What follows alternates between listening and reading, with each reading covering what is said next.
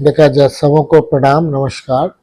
हम लोग आज सकरी में दीपू भाई के घर पे बैठे हुए हैं और यहाँ बॉर्डर एरिया है, दरभंगा मधुबनी का बॉर्डर हम लोग सकरी कहते हैं।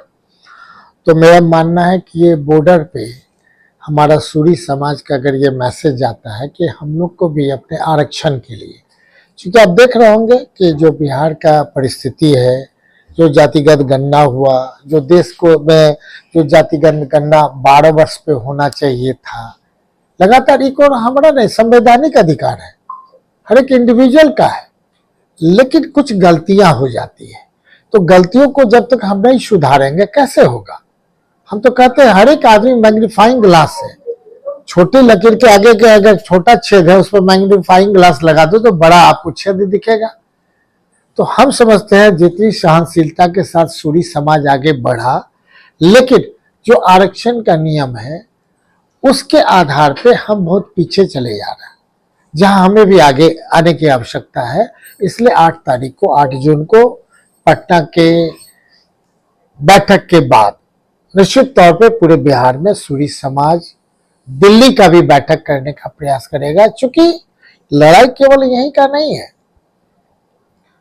ये हम समझते हैं कि जो ओबीसी का लिस्ट है, जो भारत सरकार की में जो भी हमारे समाज के लोग नौकरी भी करना चाहते हैं वो भी परेशान है। उनको वो चीज जो दूसरे समाज को मिलता है हमसे छीना जा रहा है। तो हमसे अगर छीना जा रहा है तो हमारे लोग अब नहीं बोलेंगे तो जुटेगा कैसे। तो ये एक माध्यम है जिसमें हम लोग सबको मिल करके हर एक जिले में, हर एक ब्लॉक में, हर एक पंचायत स्तर पे सूरी समाज की बैठक करें, सोशल मीडिया अपना अपना व्हाट्सएप ग्रुप के माध्यम से एक दूसरे को बतावें, और जिनको जितनी जानकारी है धरातल पर, समाज के बिना कुछ नहीं होता है और समाज जागृत हो जाएगा।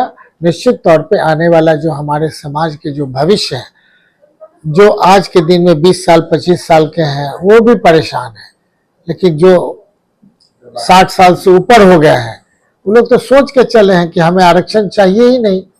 हमसे जो कमजोर वर्ग है उनको आरक्षण चाहिए, लेकिन आज की परिस्थिति हालात अलग हैं और हम समझते हैं इसी की चर्चा परिचर्चा पटना में होगी। बहुत बहुत धन्यवाद। सूरी समाज का जो बैठक होने जा रहा है पटना में, आप लोग भी उस समाज से बिलोंग करते हैं, क्या कुछ मैसेज देना चाहेंगे लोगों को? मैं दरभंगा जिला सूरी समाज के उपाध्यक्ष हूँ और पूर्व मुखिया श्रवण कुमार नायक मेरा नाम हुआ।